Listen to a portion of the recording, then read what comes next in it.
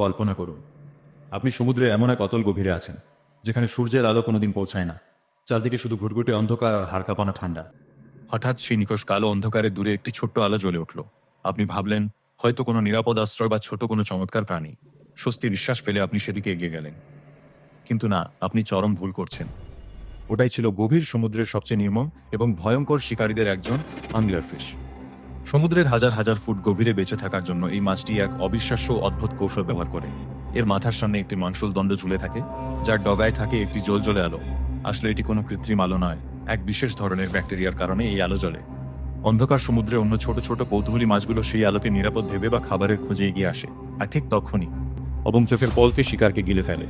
এর ভেতরের দিকে বাঁকানো সূচালো দাঁতগুলো এতই ধারালো যে একবার কোনো শিকার আটকে গেলে সেখান থেকে পালানো আক্ষরিক অর্থেই অসম্ভব।